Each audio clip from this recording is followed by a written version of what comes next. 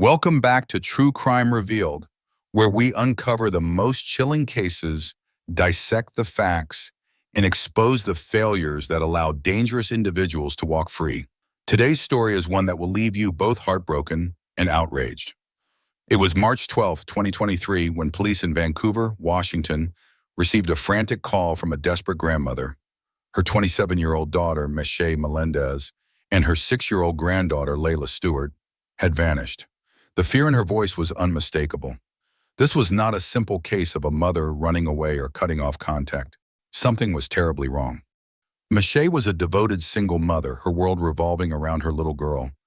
She was not the type to disappear without a trace. When her phone went silent and her apartment was eerily empty, those closest to her knew this was no accident. Something sinister had happened. As the police investigation began, a disturbing truth emerged. A dark figure from Meshay's past came into focus, her ex-boyfriend, Kirkland Warren. What detectives uncovered was more than a missing persons case. It was a tale of abuse, manipulation, and murder. A case that would send shockwaves through Vancouver and raise serious questions about the justice system's failure to protect victims of domestic violence. How did a violent criminal with a murder charge in another state get to walk free? And more importantly, could this tragedy have been prevented?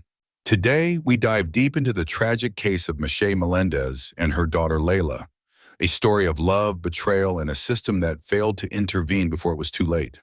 Stay with us, because what we uncover next will shock you.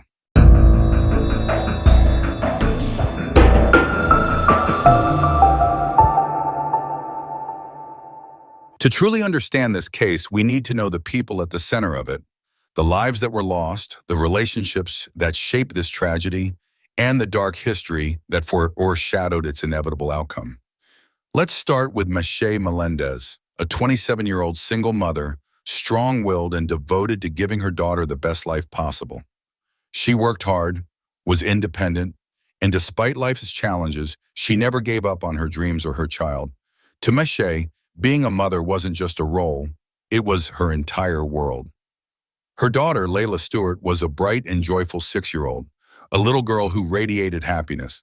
She loved dancing on TikTok, adored kittens, and had a future full of possibilities. Layla was everything to her mother, and their bond was unbreakable. But the love they shared would soon collide with a dangerous force, one that had been lurking in Meshay's life for far too long. Meshay's mother and siblings knew something was wrong the moment they lost contact. She wasn't the type to disappear without notice. Her absence was a warning sign, one that, tragically, came too late. The man last seen with Meshay and Layla was her ex-boyfriend, Kirkland Warren, a name already known to law enforcement for all the wrong reasons. Kirkland was originally from Pine Bluff, Arkansas, a place where his violent past first began. In 2017, he was charged with murder after shooting a man in the head and leaving his body in a ditch. But somehow he was released on bond, allowing him to flee across the country to Washington state. This was not a one-time act of violence. This was who Kirkland was, a man with a history of control, abuse, and manipulation. His relationship with Meshay was toxic and dangerous, an on-again, off-again nightmare that came with police reports and restraining orders. And yet, despite everything, he kept finding his way back into her life. Meshay tried to break free from him. She even filed a restraining order, but Kirkland ignored it, violating it over and over again.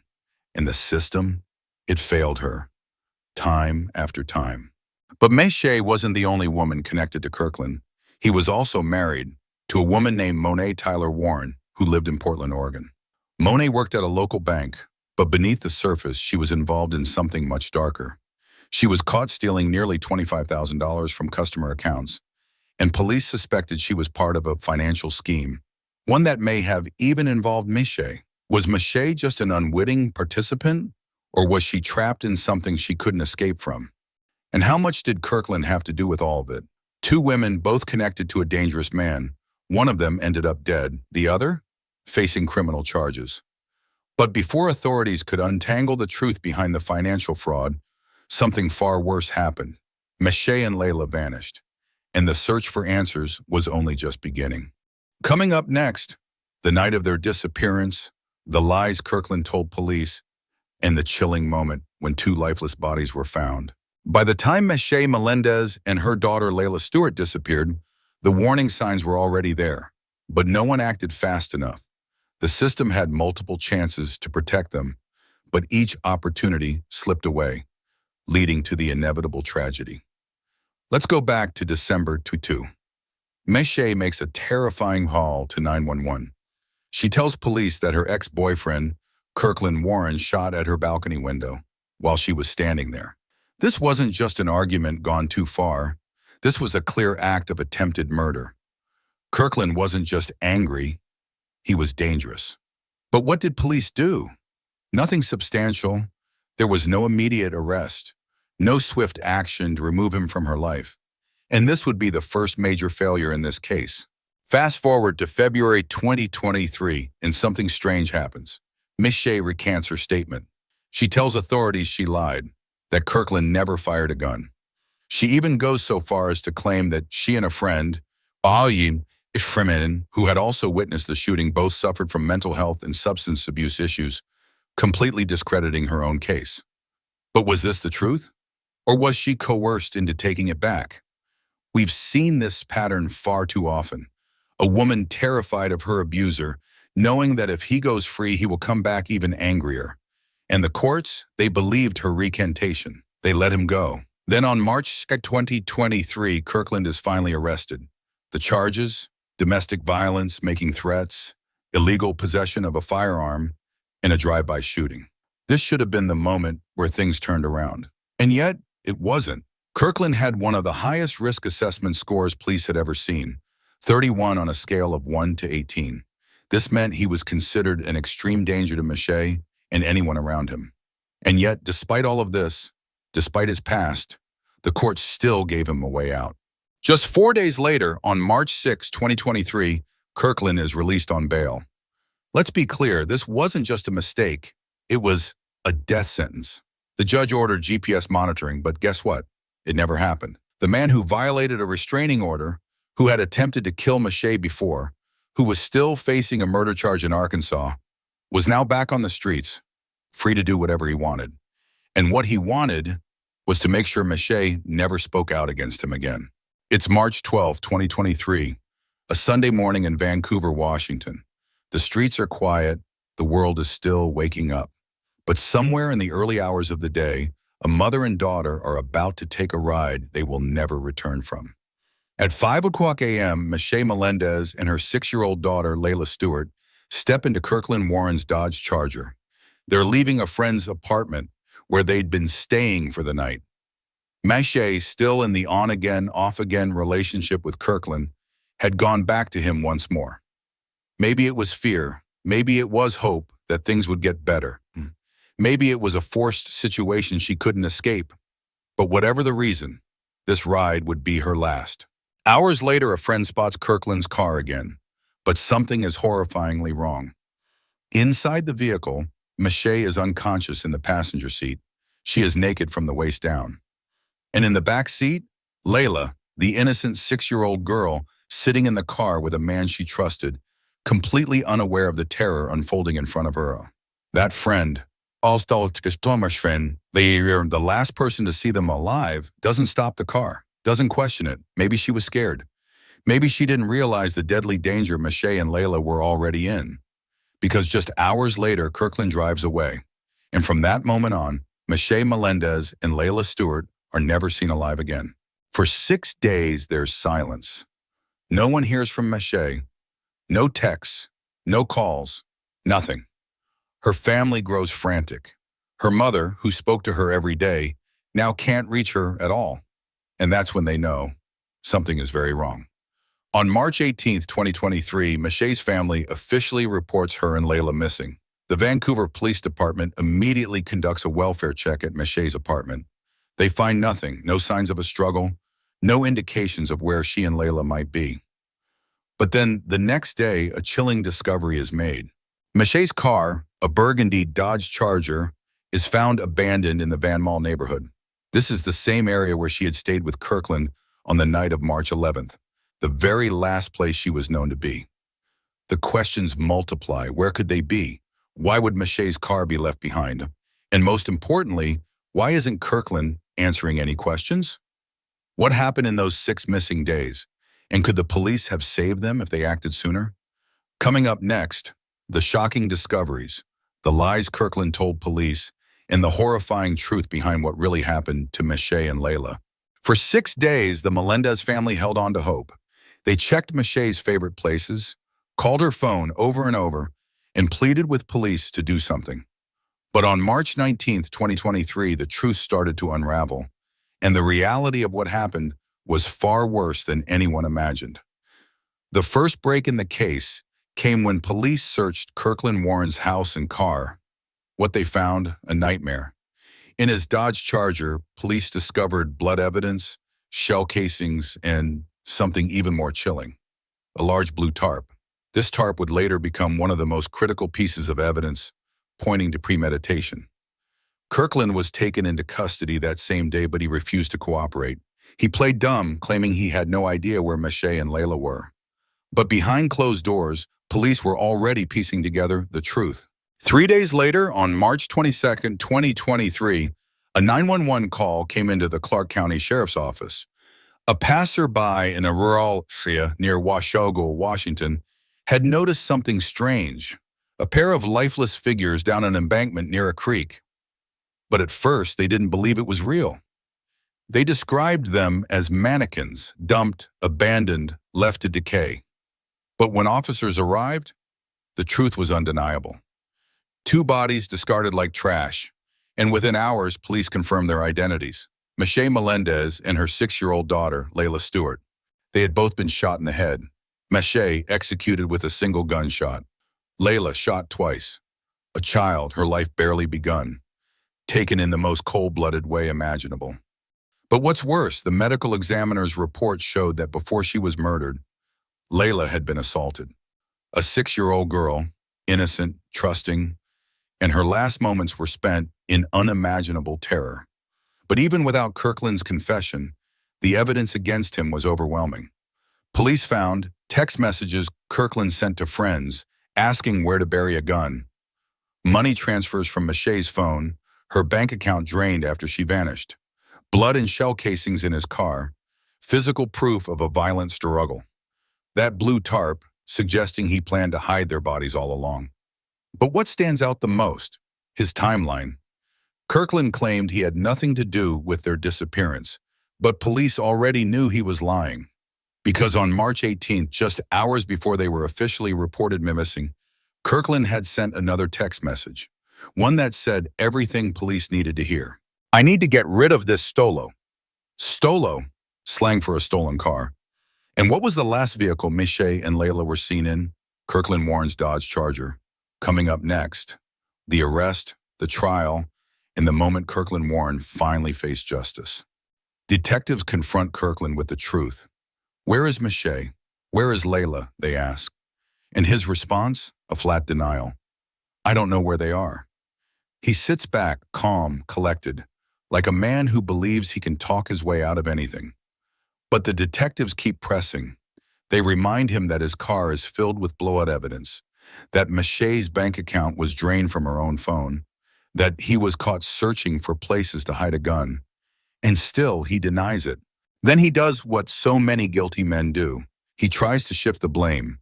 He tells detectives that maybe Meshay's ex-husband had something to do with it, that maybe she ran off, that maybe, just maybe, she's still alive. But detectives aren't buying it.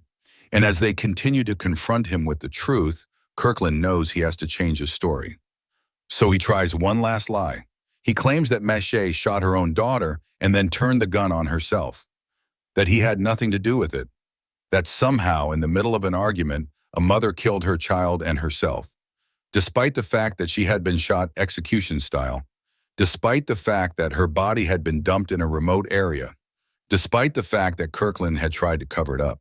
But here's the thing about forensic evidence. It doesn't lie. And the truth was already written in blood. By now, detectives had more than enough to charge Kirkland Warren with 2 counts of first-degree murder.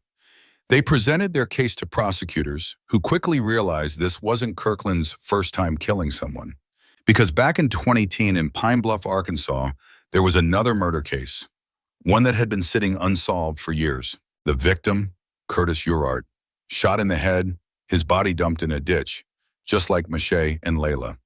And in a shocking turn, the prosecutors in Washington linked Kirkland's crimes to the Arkansas murder. They didn't just charge him with Meshay and Layla's deaths. They pushed to extradite him back to Arkansas to finally face justice for Curtis Urart's murder as well. So now, Kirkland Warren wasn't just a domestic abuser. He wasn't just a murderer of a mother and child. He was a serial killer, and this time, there would be no way out. For months, Meshay Melendez's family had waited for answers, for justice, for closure. And now they were about to get it. Kirkland Warren, the man who stole a mother and daughter from this world, the man who thought he could outsmart the system, was finally about to face the consequences of his crimes. When the case finally went to trial, there was no denying the evidence. The blood in Kirkland's car, the shell casings, the bank transfers, the text messages, the blue tarp. It all pointed to one thing: premeditated murder. Kirkland had a choice to make. He could drag the families through a lengthy trial, or he could admit to what he had done. And in the end, he did just that. He pleaded to both murders. There would be no trial, no chance for him to manipulate a jury. The sentence? Life in prison, no parole, no second chances. And for Meshay's family, it was a moment of relief, but it didn't erase the pain. They would never get to see Meshay smile again, never get to hear Layla's laughter, never get the chance to hold them, to say goodbye properly. But they knew that Kirkland would never walk free again, and that, at the very least, was something. But there was one more crime Kirkland had to answer for. Because remember, Meshay and Layla weren't his first victims. In Arkansas, Curtis Urart's family had been waiting too. For years, they had lived with the pain of knowing their loved one's killer was still free. And now they would finally get justice too. Kirkland was extradited back to Arkansas, where he pleaded guilty to the 2017 murder of Curtis Urart. And for that crime, he was sentenced to another life term. That meant no matter what happened, no matter where he was held, Kirkland Warren would spend the rest of his life behind bars. But Kirkland wasn't the only one facing charges. His wife, Moni Tyler Warren, had played a different role in this story. While she wasn't responsible for the murders, she was involved in a financial scheme that connected back to Meshay. Investigators discovered that Monet had stolen nearly $25,000 from bank customers, using her job at a credit union to transfer the funds. And who else was linked to those fraudulent transfers? Meshay. But was Meshay a willing participant, or was she coerced by Kirkland, just as she had been in her relationship? We may never know for sure, but what we do know is that Monet pleaded guilty to financial crimes. Her punishment: 2 years probation. At the end of the day, Kirkland Warren is where he belongs. But does that mean justice was truly served? Because if you ask Meshay's mother, if you ask Layla's classmates, if you ask anyone who loved them, the answer is simple. Justice should have come before they were murdered. This case isn't just about a killer getting what he deserves. It's about a broken system that let him kill. A man with a history of violence, free on bail. A mother who begged for protection, ignored. A little girl who trusted the wrong person, never stood a chance. So yes, Kirkland Warren will die in prison, but for Meshay and Layla, justice did not come soon enough. And that brings us to our final question. What can we do to stop this from happening again? This case is not just about one man's crimes. It's about a system that failed at every turn. It's about warnings ignored, restraining orders that meant nothing. A killer allowed to walk free when he should have been locked away long before he took 2 more lives. The news of Meshay and Layla's murders shook Vancouver to its core. In the days after their bodies were found, the community came together to grieve and to demand change. A vigil was held in Esther Short Park, where hundreds of people gathered, lighting candles in honor of Meshay and Layla's memory. Friends, family, and even strangers who had never met them stood side by side, united in sorrow, but also in frustration. They weren't just mourning, they were angry. Meshay's family spoke that night, their voices shaking with grief and rage. Her mother stood before the crowd and said, "She was my whole world." Her brother, barely able to hold back tears, added, "Judges and DAs failed us. They failed her. They failed Layla." But this wasn't just another tragic story. This case sparked something bigger. Across the country, advocates for domestic violence survivors pointed to Meshay's case as an example of why our system needs to change. Because this isn't just about Kirkland Warren. There are thousands of abusers out there who, just like him, have a history of violence, threats, restraining order violations, and still they walk free. Advocates are now pushing for stricter monitoring of high-risk domestic violence offenders, harsher penalties for violating restraining orders, reforming the bail system to keep violent criminals from walking free. Because the truth is, this didn't have to happen. And if we don't learn from it, if we don't change the system that allowed it, it will happen again. Meshay Melendez and Layla Stewart should still be here. They should be laughing, living, dancing on TikTok, making memories together. But instead, they became another tragic statistic, another story of a system that failed to act. And the only thing we can do now is make sure their deaths were not in vain. What do you think? Could these murders have been prevented? What needs to change to protect victims of domestic violence? Let us know in the comments. And if you or someone you know is in a dangerous situation, please reach out for help.